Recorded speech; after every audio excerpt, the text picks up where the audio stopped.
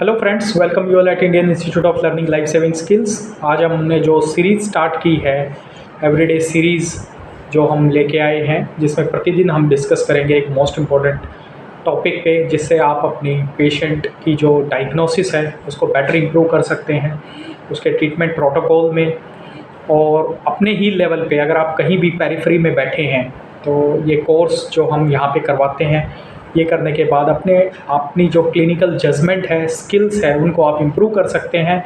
और जब भी बेटर डायग्नोसिस होगा, डेफिनेटली पेशेंट का आउटकम अच्छा ही होगा ट्रीटमेंट का, वो चाहे किसी भी सिस्टम ऑफ मेडिसिन से हो। किसी भी सिस्टम ऑफ मेडिसिन से हो, you must have the clear examination. आपकी क्लिनिकल स्किल्स, आपकी जो जजमेंट है, जो डायग्नोसिस अगर आप प्रॉपर करते हैं तो उससे किसी भी सिस्टम ऑफ मेडिसिन से आप ट्रीट करते हैं तो जो आउटकम है वो ऑलवेज बेटर ही रहता है। तो आज हम इस क्लिनिकल सीरीज़ को जो स्टार्ट कर रहे हैं, उसमें फर्स्ट टॉपिक हमारा जो है वो है हिस्ट्री टेकिंग और क्लिनिकल एग्जामिनेशन। हिस्ट्री टेकिंग और क्लिनिकल एग्जामिनेशन, ये दोनों ही ऐसे मोस्ट इम्पॉर्टेंट टूल्स हैं। अगर आप इनको फॉलो करते हो अपनी डे टू डे प्रैक्टिस में, डेफिनेटली हमें करने भी चाहिए, तो आपकी जो डायग्नोसिस है वो काफ़ी ईजी हो जाती है। एक फेमस प्रोवर्ब है, if you are very good in history taking and clinical examination, rest of the things are very cheap.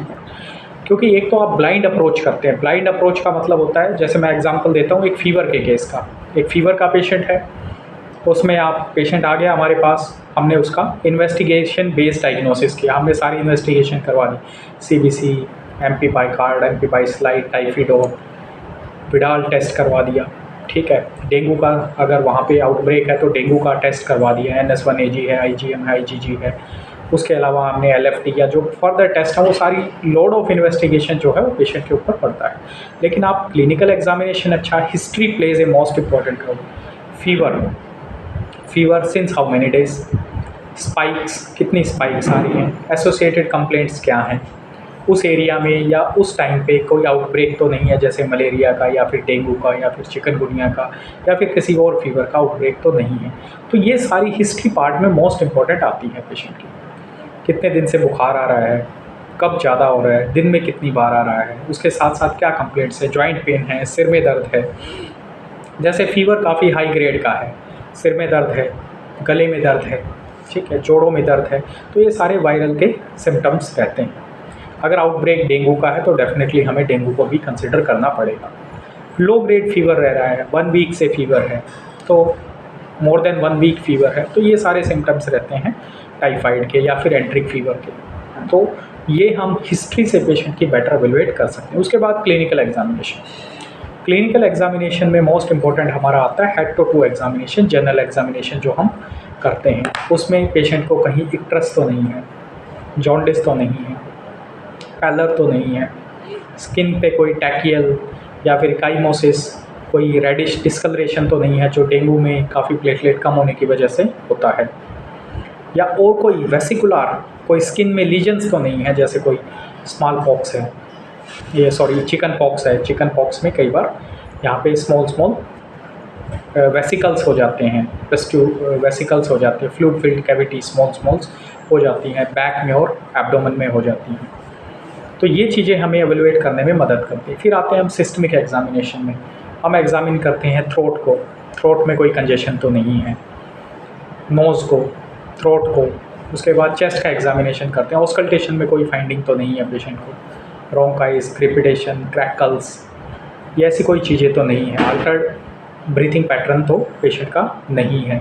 अगर ऐसा है तो we have to focus on the chest. तो it might be case of pneumonia हो सकता है, pneumonia का एक केस हो सकता है, और it might be a bronchitis with superadded infection हो सकता है, निमोनिया हो सकता है।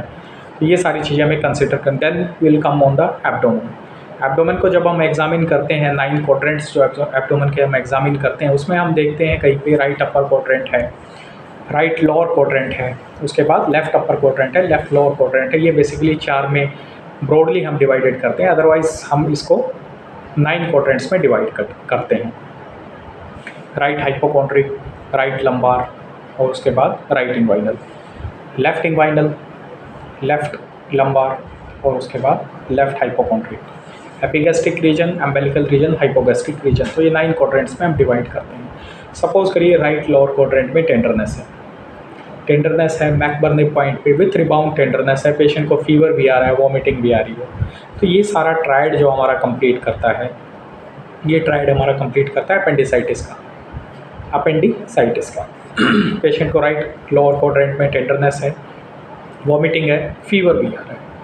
अगर हम उस पेशेंट को सिर्फ फीवर की मेडिसिन प्रिस्क्राइब करके भेज देते हैं और क्लिनिकल एग्जामिनेशन नहीं करते हैं, कई बार क्या होता है अर्ली स्टेजेस में पेशेंट को माइल्ड पेन एब्डोमेन रहता है, कई बार पेशेंट बता भी नहीं पाता, उसको फीवर और वॉमिटिंग का एपिसोड और एब्डोमेन में माइल्ड पेन रहता है। जब हम उसको एग्जामिन करते हैं, टेंडरनेस को एलिसिएट करते हैं, राइट लोअर क्वाड्रेंट में रिबाउंड भी मिलती है हमें, जिसको हम बोलते हैं ब्लमबर्ग साइन भी बोलते हैं। मैकबर्नेस पे टेंडरनेस होती है, मैकबर्नेस मतलब anterior superior iliac spine plus हमारा जो एम्बेलिकस रीजन है उसके मिड पॉइंट में, मीडियल 2/3 लेटरल 1/3 में जहाँ पे क्रॉस करता है वहाँ पे मैकबर्ने टेंडरनेस होती है। तो इसमें हमारा पेन वॉमिटिंग फीवर ये ट्रायड होता है, पेन वॉमिटिंग फीवर। अगर फर्स्ट पेन एब्डोमेन स्टार्ट हुआ है, फिर वॉमिटिंग, फिर फीवर आया है, तो ये सारा साइंस हमें ड्रैग करता है, कहाँ पे ड्रैग करता है, अपेंडिसाइटिस की तरफ। अर्ली साइंस, अगर राइट अपर क्वाड्रेंट पे पेन है ज़्यादा तो ये एलिसिएट करता है एक्यूट कोलेसिस्टाइटिस। एपिगैस्ट्रिक में पेन है, पेशेंट अल्कोहलिक है, परसिस्टिंग वॉमिटिंग है, पेन काफ़ी सीवियर है, ये हमें ड्रैग करता है किधर, हमें ड्रैग करता है एक्यूट पैनक्रिएटाइटिस की तरफ, या फिर एक्यूट ऑन क्रॉनिक पैनक्रिएटाइटिस की based on the patient history, अगर पहले मल्टीपल एपिसोड्स हो चुके हैं तो taking a history and clinical examination from head to toe is always better. Sometimes क्या होता है, वाइटल्स जो हम पेशेंट के लेते हैं उनको कई बार हम स्किप कर देते हैं। वाइटल्स की अगर हम बात करें, pulse, blood pressure, temperature, respiratory rate, कई बार इनकी तरफ हम ध्यान नहीं देते। पल्स, नर्सिंग स्टाफ ने जो पल्स लिख दिया उसी को हम देख लेते हैं। We fail to examine the pulse. Clinically हम पेशेंट की पल्स को फील नहीं करते।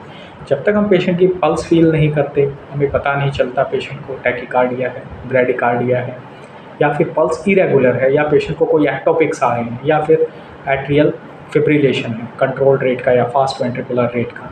ठीक है, तो ऐसी कंडीशंस मोस्ट इंपॉर्टेंट होती हैं, हमें पता लगाना कई बार होता है। ऑस्कल्टेशन में कई बार कार्डियक ऑस्कल्टेशन हम करते हैं, उसमें हमें पता चलता है murmurs underline. Then will go for further investigation, electrocardiography ECG करते हैं, या फिर 2D इकोकार्डियोग्राफी करते हैं, उसमें हमें पता चलता है मिट्रल वॉल रीगर्जिटेशन है, या फिर एरोटिक रीगर्जिटेशन है, या फिर पेशेंट को अंडरलाइन टेट्रालॉजी ऑफ फैलेट है, या फिर ASD है, VSD है, जो इन्वेस्टिगेशंस में हमें पता कई बार चलता है। तो पहले तो सस्पेक्ट करना मोस्ट इंपॉर्टेंट होता है। और सस्पेक्ट आप कब करेंगे? सस्पेक्ट हम तब करेंगे जब we are good in history taking and clinical examination, then we can pin point the diagnosis. I give you example most important.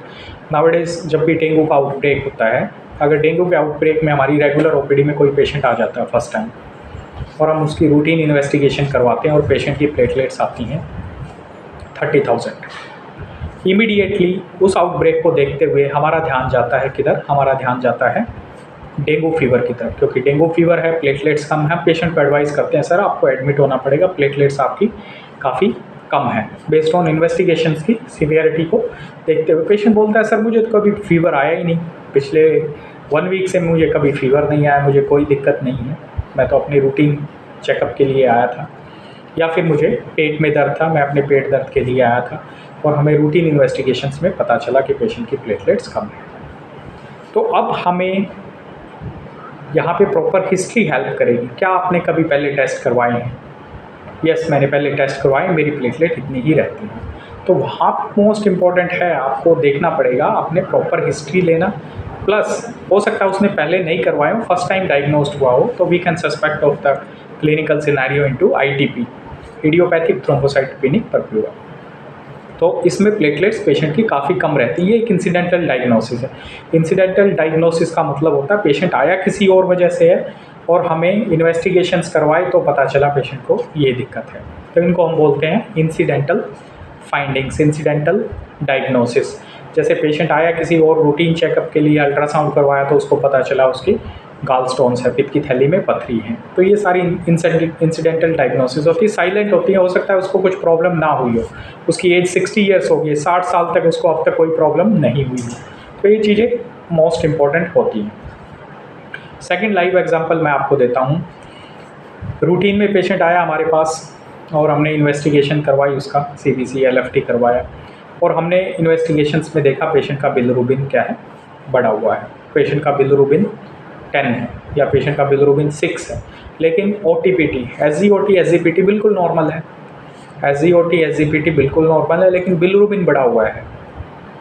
तो ऐसी कंडीशंस में हमें प्रॉपर इन्वेस्टिगेशंस हेल्प करती हैं, proper diagnosis, proper clinical examination. History यहाँ पे क्या help करेगी? हिस्ट्री हेल्प करेगी। क्या आपको पहले भी कभी ऐसे एपिसोड हुए हैं? यस। तो पेशेंट कई बार बोलता है हाँ मुझे पहले भी ऐसे एपिसोड हुए, मेरा बिलिरुबिन कई बार मेरा बढ़ जाता है और अपने आप ये फिर थोड़े समय के बाद नॉर्मल आ जाता है।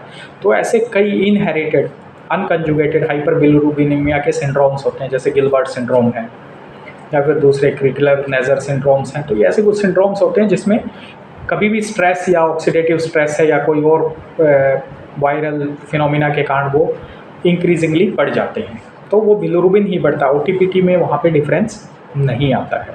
तो ऐसी कंडीशंस भी होती हैं। तो ये हमें प्रॉपर हिस्ट्री जब हम लेते हैं तो उसी से हमें पेशेंट का पता चलता है। प्रॉपर क्लिनिकल एग्जामिनेशन आप कहीं भी कंट्री में या कहीं भी पेरिफेरी में आप बैठे हैं, आपके क्लिनिकल एग्जामिनेशन स्ट्रॉन्ग है तो आप उसको डायग्नोज कर सकते हैं। Anywhere the patient will go, investigate करवा के उसको पता चल जाता है। अगर आपको पता चल रहा है एक चाइल्ड आपके पास आता है लिप्स की साइनोसिस के साथ, आप उसको एग्जामिन करते हैं, आपको पता चलता है ऑस्कल्टेशन है, आप उसको डिफ्रेंशिएट नहीं कर पाते ये क्या है, अर्ली सिस्टोलिक अर्ली डायस्टोलिक है, but it is seems to be abnormal, but वो आपको abnormal लगते हैं, you don't know it might be because of patent ductal arteriosis, it might be because of VSD, ASD, it might be because of tetralogy of Fallot, pentalogy of Fallot, whatever might be, ये किसी की वजह से भी हो सकता है, लेकिन आपने ऑस्कल्टेट करके उसको बता रहा है या it is something abnormal। उसके बाद आप प्रॉपर देखते हैं क्लबिंग है पेशेंट को पेरिफेरल, ये क्लबिंग है, साइनोसिस है, कितनी ग्रेड की क्लबिंग है, तो आप सस्पेक्ट कर सकते हैं या this patient has to be sent for definitely for required further investigations. आप उसको एटलीस्ट डायग्नोज करने में पेशेंट की मदद कर सकते हैं। उसकी प्रॉपर हिस्ट्री ले सकते हैं, क्या उसको साइनोटिक स्पेल्स आते हैं, पेशेंट स्क्वेटिंग पोजिशन में काफ़ी बार बैठता है बच्चा, तो ऐसी चीज़ें हिस्ट्री आपको डेफिनेटली मदद करती हैं। एक सिर्फ और सिर्फ एक ट्रॉमा के केस में हम बहुत कम कई बार हिस्ट्री लेते हैं, क्योंकि हम पेशेंट को रिससिटेट करने में ज़्यादा कोशिश करते हैं। हिस्ट्री वहाँ भी लेते हैं पर वहाँ पे थोड़ी सी हिस्ट्री स्किप हो जाती है, क्योंकि हम पेशेंट जैसे ही कैजुअलिटी में आते हैं हम उसको रिससिटेट करने की कोशिश करते हैं। अगर पॉलीट्रोमा या ऐसा कोई केस है, हिस्ट्री साइड बाय साइड हम लेते रहते हैं, लेकिन इन केसेस में हम बिफोर ट्रीटमेंट या जो भी जनरल OPD के पेशेंट्स हैं उनमें हिस्ट्री का मोस्ट इम्पॉर्टेंट रोल होता है। और उसके बाद क्लिनिकल एग्जामिनेशन एक ऐसा टूल है, सिस्टमिक एग्जामिनेशन, यह आपको बार बार पेशेंट को देखने से ही आता है। फ्रिक्वेंटली आप पेशेंट को देखते हैं, उनको एग्जामिन करते हैं, चेस्ट को एग्जामिन करते हैं, एब्डोमेन को एग्जामिन करते हैं, रेगुलरली रूटीन में हम पेशेंट्स में करते हैं, तो डेफिनेटली हमें पता चलता है। कई बार क्या होता है, patient we have to look at the patient as a whole, ये नहीं कि एक सिस्टम वाइज हमें देखना होता है। कोई जोड़ों का दर्द है तो हमें जोड़ों के दर्द को ही देखना है, no, it is not always true. हमें एज ए होल पेशेंट को देखना है। एज ए होल का मतलब टॉप टू बॉटम पेशेंट को देखना होता है। कई बार चीज़ें आपस में लिंक्ड होती हैं, चीज़ें आपस में जुड़ी हुई होती हैं किसी डिजीज़ के अंदर भी, तो आपको एज ए होल देखना है। सपोज़ करिए एक पेशेंट है, 85 ईयर ओल्ड मेल है, तो सीवियर बैक पेन के साथ आपके साथ आया है, OPD में आया बैक पेन के साथ, 70+ एज है पेशेंट की, और पेशेंट को लुट्स यानी लोअर यूरिनरी ट्रैक्ट सिम्टम्स हैं। पेशेंट पहले भी अपना इलाज जो BPH का है, जो प्रोस्टेट का इलाज वो करवा चुका, अब उसके साथ पास बैक पेन है और लोअर लिम्ब में रेडिएशंस के साथ वो आया है। तो अगर आप एज से कोरिलेट करते हैं और हम देखते हैं तो कई बार यहाँ पे सिंपल सा टेस्ट जिसको हम बोलते हैं serum PSA level, serum PSA level, prostate specific antigen, क्योंकि जो प्रोस्टेटिक कैंसर होता है वो डायरेक्टली स्प्रेड होता है पीछे वर्टेब्रास के अंदर, और पेशेंट यूजुअली प्रेजेंट करता है बैक पेन के साथ, और हम कई बार उनको मल्टीपल पेन किलर्स और ये प्रिस्क्राइब करते रहते हैं। That doesn't help. Simply x ray में भी नहीं आएगा, either we have to go for MRI, contrast MRI, either we have to go for serum PSA level. तो यहाँ पे पेशेंट की हिस्ट्री आल्सो इम्पोर्टेंट है। हिस्ट्री मीन्स यहाँ पे हमें पेशेंट को पूछना है, नॉक्चूरिया है, हेजिटेंसी है, इरिटेंसी है, ठीक है, इनकम्प्लीट एम्प्लीफाइंग है ब्लैडर का, तो ये सारी चीज़ें अगर हैं तो हमें definitely we have to suspect age को देखते हुए। अगर यही सिम्टम्स किसी 40 ईयर्स के मेल में है तो we may not always look at that angle. तो यहाँ पे एज भी इम्पोर्टेंट है जो हम पेशेंट की हिस्ट्री से लेते हैं। उसके बाद क्लिनिकल एग्जामिनेशन इम्पोर्टेंट है, ऑनसेट इम्पोर्टेंट है, सडन है या फिर क्रोनिक है। तो ये चीज़ें ऑलवेज इम्पैक्ट करती हैं clinical examination and history taking always ask and examine the more we examine more we find. कई बार क्या होता है, चीज़ें हमें पता ही नहीं होती हैं तो हमारा ध्यान उसकी तरफ नहीं जाएगा। सपोज़ करिए अगर किसी ने ITP केस के बारे में नहीं सुना है तो वो कैसे, तो हमें चीज़ों को पढ़ना भी पड़ता है, चीज़ों को हमें उसके बारे में पता होना चाहिए, then only we can go towards that. तो Indian institute of learning life saving skill का मेन मोटो है, ताकि जितने भी प्रैक्टिशनर हैं जो सेल्फ प्रैक्टिस कर रहे हैं या फिर पेरीफ्री में हैं, यहाँ पे सीखना चाहते हैं, लाइव सीखना चाहते हैं आके, या फिर ऑनलाइन क्लासेस के थ्रू सीखना चाहते हैं, मैक्सिमम केसेस को वो रिजोल्व कर सके, डायग्नोज कर सके अपने लेवल पर। छोटी छोटी चीज़ों के लिए कि पेशेंट्स को रेफ़र ना करना पड़े, स्मॉल थिंग्स को एवेलुएट करने के लिए पेशेंट को रेफ़र ना करें। जैसे चेस्ट पेन का पेशेंट है तो they should be in a position to read a proper ECG, take proper history, whether ये कार्डियक है या NCCP है, नॉन कार्डियक चेस्ट पेन है, तो एटलीस्ट अपने लेवल पे उन चीज़ों को मैनेज कर सके। छोटे छोटे इन्वेस्टिगेशंस के लिए भेजना ना पड़े। जैसे पैट स्कैन देखना उन्हें आना चाहिए, और CT है, MRI है, फर्दर कोर्स और फर्दर रोल ऑफ इन्वेस्टिगेशन क्या रहेगा। कई बार क्या होता है, सिंपली पेशेंट्स को हम हायर सेंटर में भेज देते हैं तो वहाँ पे पेशेंट कई बार एग्जैक्ट डायग्नोसिस भी होता है उसका टाइमली, तो वो भी मदद करता है। तो आपको उन चीज़ों का भी पता होना चाहिए। तो हमारा फोकस रहता है to teach you, to make you more skilled, make you more competent, so that you can help in a better diagnosis. So thank you very much. Keep connected with Indian Institute of Learning Life Saving Skills. हमारी जो daily ये classes हैं ये 1 month और 1.5 months रहेंगी। इसमें daily हम एक टॉपिक पे डिस्कस करेंगे। Tomorrow also we'll discuss some more and new topic. So be connected, like our page, and हमारे ऑनलाइन ऑफलाइन कोर्सेस भी हैं, उनके लिए भी आप संपर्क कर सकते हैं, जिनमें पर्सनल कॉन्टैक्ट प्रोग्राम्स होते हैं, यहाँ आके उनके बारे में आपको सिखाया जाता है। So thank you very much. Keep connected with Indian institute of learning life saving skills. Thank you.